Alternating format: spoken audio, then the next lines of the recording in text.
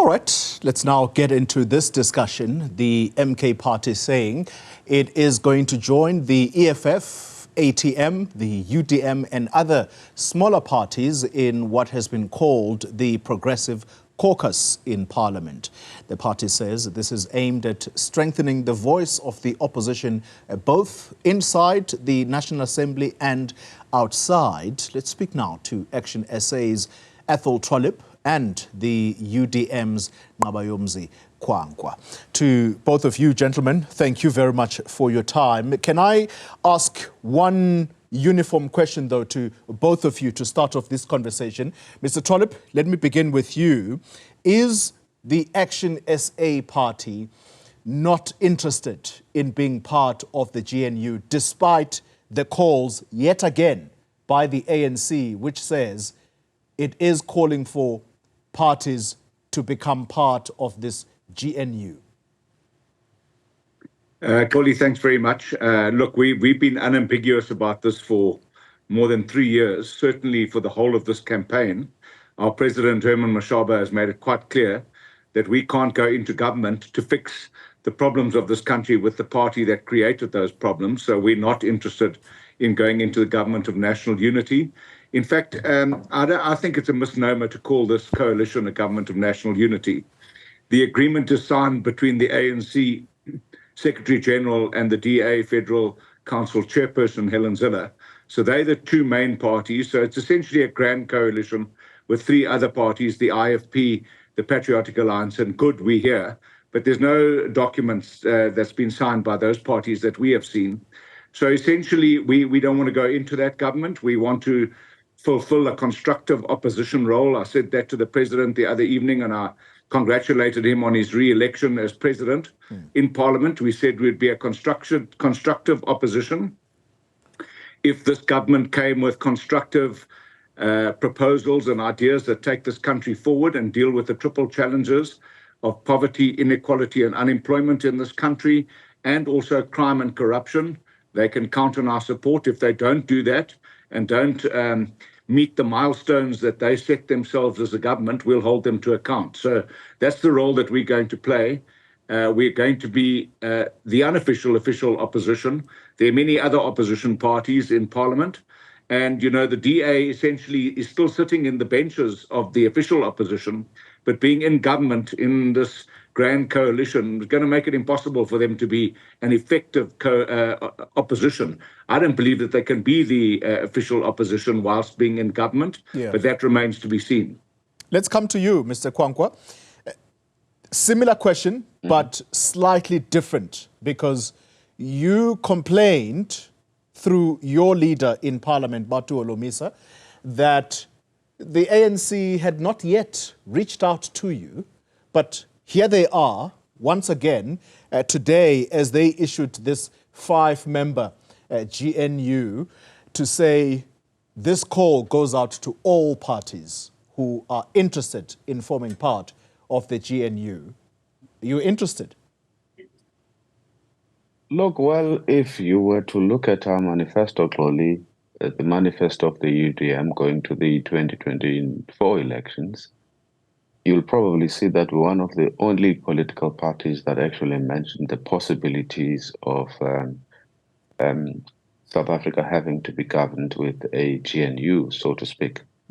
But we thought that the discussions and the negotiations around the table would be all-inclusive, that everyone would be consulted about every step of the way, that by the time the negotiations were initiated or held by the African National Congress, which has 40% of the vote, there would be some kind of a base document which would guide the thought process and the discussions around the table. Yeah. What happened to us is that, yes, last weekend we were approached by the ANC. I think it was the week before last, because it's a Monday now. The week before last, we were approached by the ANC. And there were several questions we asked them. We said, what framework do you want to use? What framework are we going to adopt for this GNU?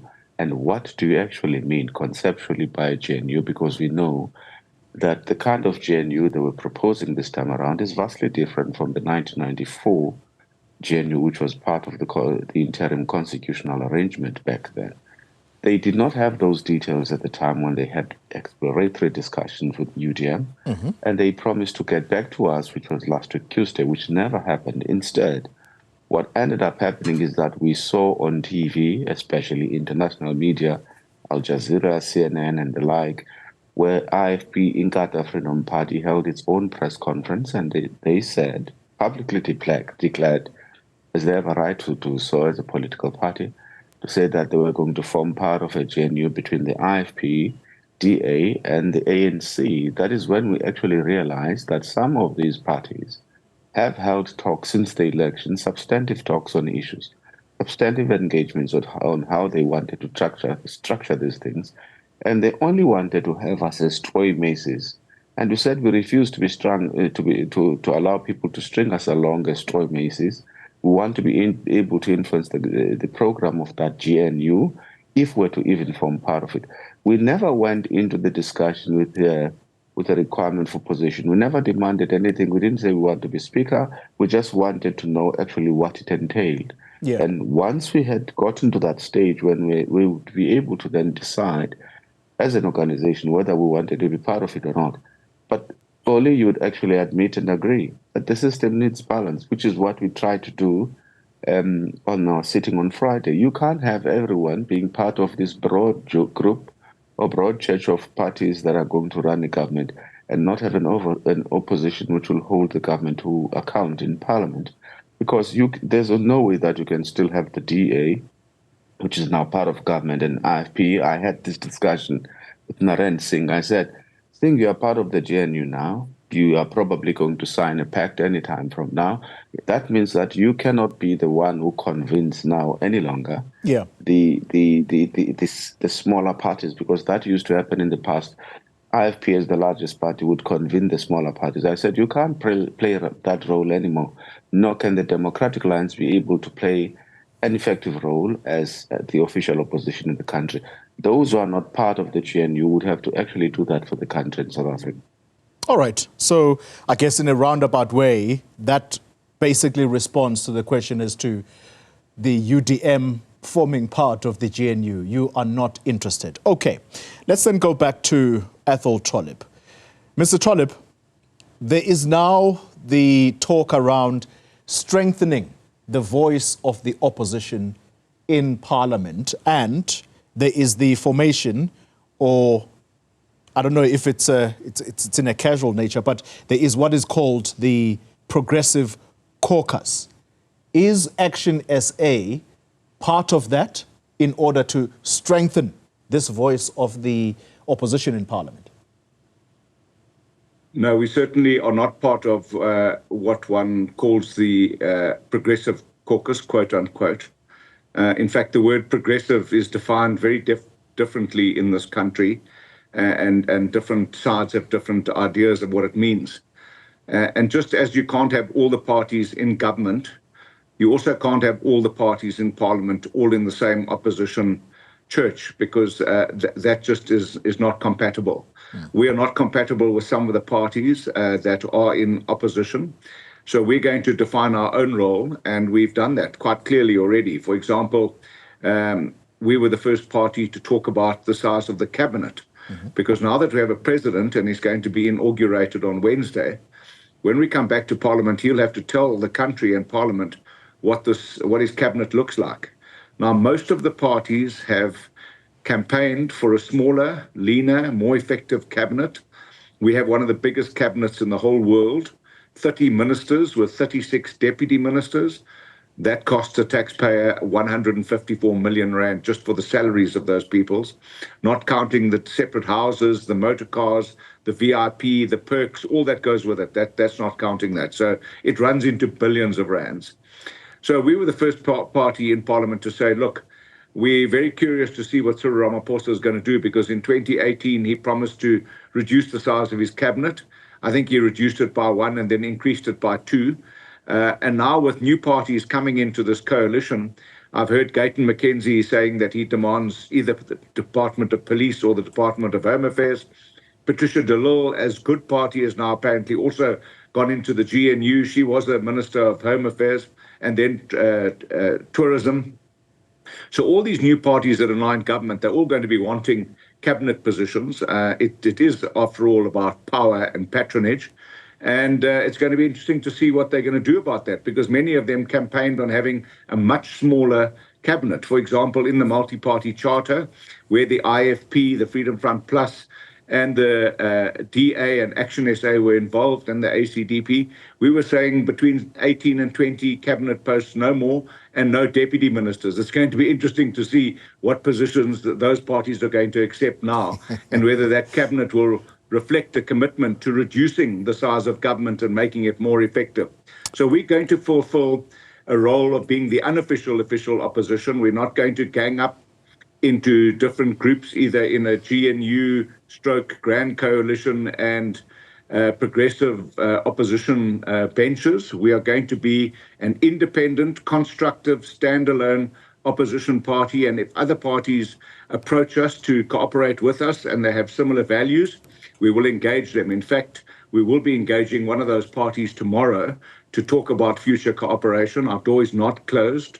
We want to fix South Africa. We want to do whatever we can to fix South Africa. We will not be in opposition for the sake of being in opposition.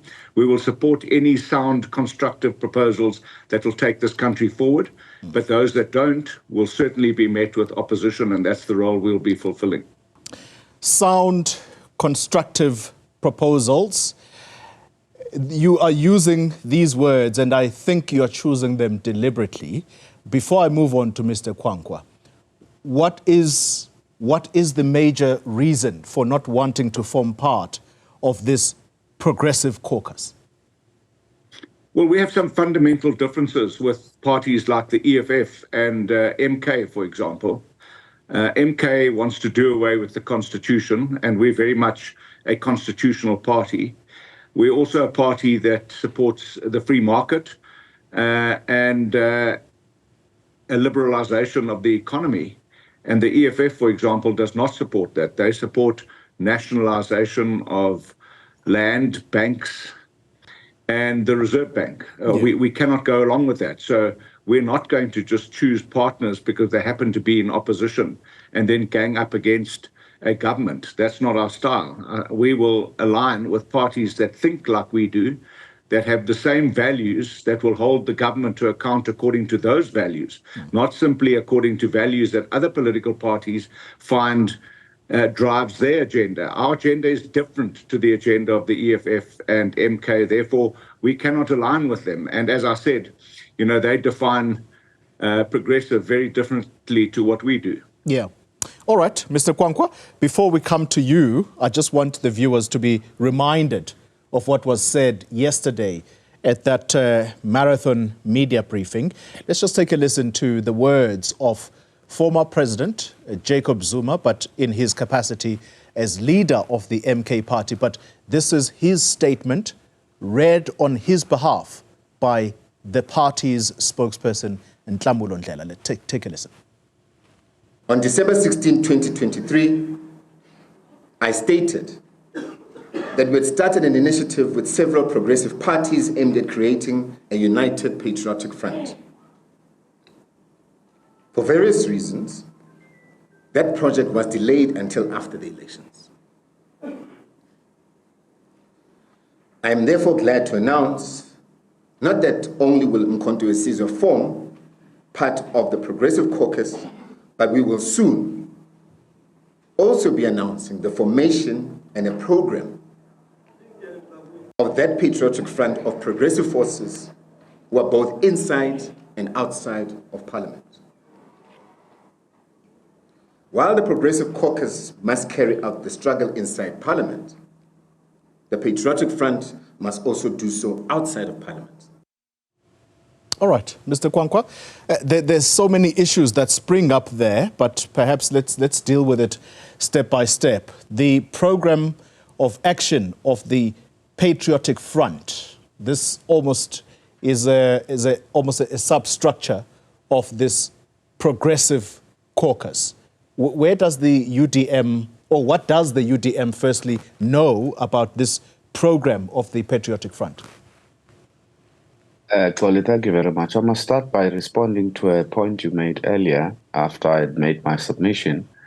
that the UDM is not interested in the GNU. We are waiting for the ANC to provide us with details. In fact, they sent us the document, what they call the framework, and we are asking specific questions which are in direct contradiction or conflict with our, if you like, ideological position and economic principles. Yeah. An understanding of how it should be structured. So that is work in progress. The second issue is, if you're to consider the patriotic front that the Nqabayomzi party is talking about, it's a long-standing position of the UDM as far back as 2009, if you like, where we said in the forum of opposition parties in parliament that we needed to actually find a way of, we called it political realignment. In essence, it was the realignment of the opposition really in South Africa. And we have since then been exploring various vehicles that we can utilize in trying to realign the opposition in South Africa. And we've made it clear in the majority of instances that there would be a number of modalities that we had to look into. Yeah. In fact, the document which was submitted by General Bando Olumisa at the time when I think COPE had about 30 plus seats, it used the term patriotic front back then. But that discussion was never taken forward. In other words, the proposal that is being made by MK is nothing new, and it's along the lines of what was discussed by many parties in the past. We called it different names, but in essence, from a conceptual point of view, it's one and the same. And if you were to also consider that going to these elections, there's one person who has consistently convened opposition parties, whether they were represented in parliament or outside of parliament, it's been President Bando Olumisa with a view of trying to create and map a way forward as to how sister opposition parties would be able to work going to the 2024 elections and beyond. And in essence, that means that they are saying what we have been saying as many sister opposition parties, and we'll welcome that discussion. What needs to happen now is that after they've made this pronouncement is for them to actually come back to the table, have a round table with like-minded political parties so that they can table their detailed proposal. Yes, we hear what they said in the press conference, but the discussion is yet to take place internally among those, what we call ourselves progressive forces or progressive caucus, whatever name we decide to actually adopt for ourselves. What is important is that we need to have a common program of action. But remember, even when you have adopted a term such as progressive caucus, we are still a group of like-minded parties, but it doesn't mean that we lose our independence. There are instances where we might not agree on specific issues, and each party will be free or at liberty to pursue that matter on its own. In instances where we're able to determine what issues of common interest we're willing to pursue, as a collective, we'll gladly do so. It doesn't mean that we collapse the UDM into this progressive caucus thing.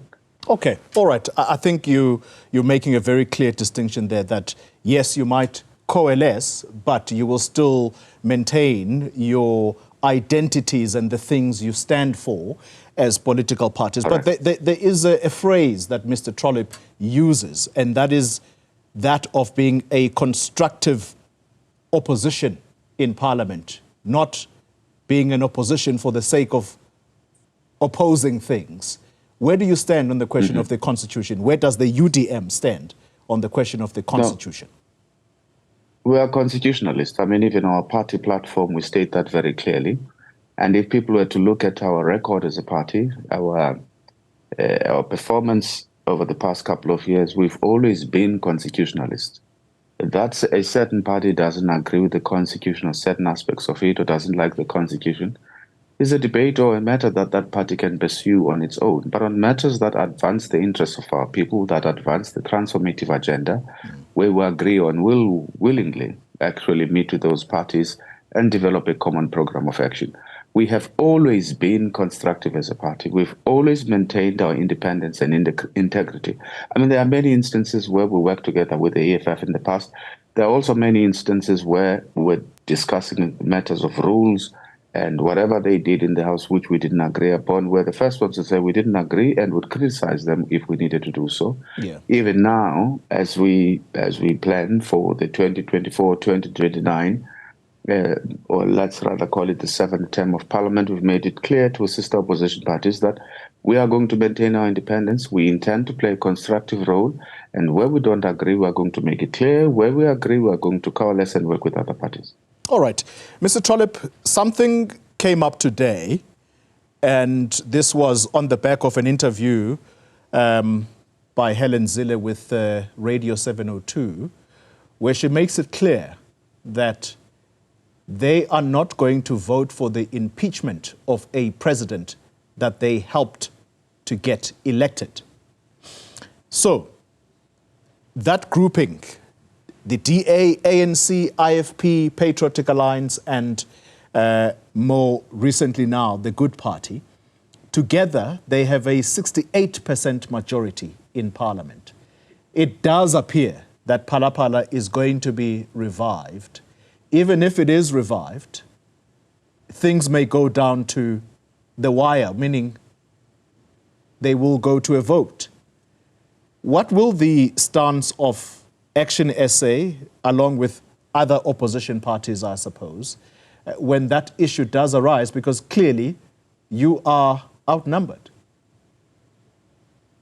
Well, Paulie, isn't it amazing? You know, the chickens have come home to roost very quickly, even before the sun has set.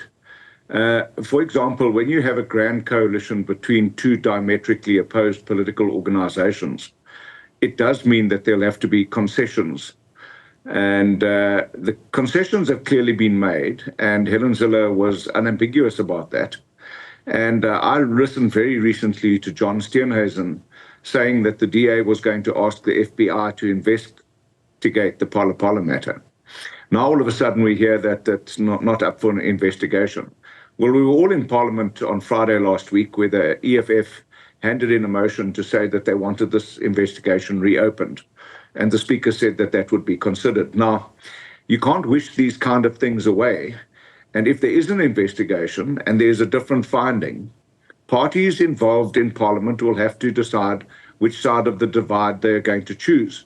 Now, if you break the law, it doesn't matter whether you're the president or whether you're a partner of a coalition government, if you break the law and it appears that there's a prima facie case that Cyril Ramaphosa, our president, has broken the law, then there needs to be accountability. And when that day comes, it'll be Judgment Day on where parties that are in the Grand Coalition are going to stand. We are very clear. We will be guided by the law. And where the law has been broken or there's an infraction of the law, those responsible must take the consequences. We're not going to pussyfoot around those issues. We're not going to protect anybody. And I made a statement today to say that it's clear now that before this government has even been cast, that there are already concessions that have been made. And that's what happens in coalitions. You've got to, when you cooperate, you make concessions, and this appears to be one of those. And it's going to be interesting to see what happens. You know, we have a history in this country of sweeping things under the carpet. We've had the Zondo Commission, for example, that cost billions of rands, and nothing has come of that. That's simply been swept under the carpet.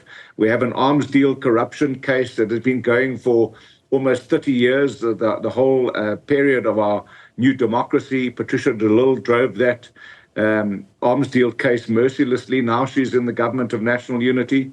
These are things that define political parties' future, and they either build their credibility or break their credibility. And I think this Phala matter is going to be a very thorny matter over the next few months in Parliament. Yeah. And can I borrow from those words, or the use of the word credibility, as I come to you, Mr. Kwankwa? Credibility is going to be very important, particularly when the local government elections, for example, come up. Yes, there may not be a loss of identity when opposition parties come together, whether be it in this form of a progressive caucus or the patriotic front. However, is there no fear on your part that you may be judged harshly by the electorate if you are going to form part of a group of opposition parties, some of whom say the GNU is not a GNU, and you, the SABC, cannot continue to force feed the South African public this term of GNU. You must call it a sellout agreement. If you don't do that, in all probability, we're going to march to the SABC. Those were the words of the MK party yesterday, do you not fear that you may be painted with the same brush, unless, of course, you agree with the stance of the MK party on that score? Well, labeling this as a GNU has really been a preoccupation of the media and not of those of us who sit in the opposition benches. I mean, how can it be a GNU if substantive talks have not been held with most of the parties that are represented, if not all, or parties that are represented in parliament? Yes, that's a program of controversies with party, and we have no issues with that. We are going to focus on crystallizing our message, making sure that it's clear. We are not going to lose credibility because we understand exactly what we stand for as a party. And I think the most important issue is to say, these parties that are called, whether we call ourselves progressive forces or whether we decide to broaden the base of our discussion to include parties that are not part of the progressive forces and revive the forum of opposition parties as we did before. But what is important is that those of us or those political parties that find themselves in the opposition benches have an important constitutional role to play in Parliament of holding the DA, IFP, and ANC government to account in Parliament. And you will recall that the DA played that role of an official opposition in the past. They can't do it now, which means there's going to be a vacuum in our Parliament. And those parties that remain now in the opposition have to make sure that we fill that vacuum and we play the role of official opposition. And Honorable Trollip is quite correct in saying that you can't play that role without being constructive. I mean, the DA itself, which is now part of the GNU, so to speak, or part of the Grand Coalition, to put it more blatantly, there were many instances where there were the opposition for the sake of being in opposition, not because whatever the ANC proposed made sense or was going to help South Africa to take it forward. So we have to sit down as the collective and then agree on a common program of action. If we don't agree, those parties can work independently on some issues where we agree. It works like that in Parliament. For example, whether you're a member of the Progressive Caucus or not, but there are going to be issues where we're going to agree upon, and those issues we can actually work together in Parliament. And in issues where we don't agree, it simply means that each political party will pursue that matter independently. All right. So there's never a one-size-fits-all. I mean, Xoli, I'm part of the furniture now in Parliament. I mean, I started working in the background as a support staff member of the Secretariat of the Forum of Opposition Parties. And then later on, I became an integral part of the leadership that would actually discuss issues of national importance using that platform. And I know how it works. All right, Mr. Trollip, I would have loved to give you the last word. Unfortunately, I'm completely out of time, but I want to thank you both for your time and contribution to this discussion. Nqabayomzi Kwankwa is with the UDM in Parliament, and Atholl Trollip is a leader of the ActionSA party in Parliament.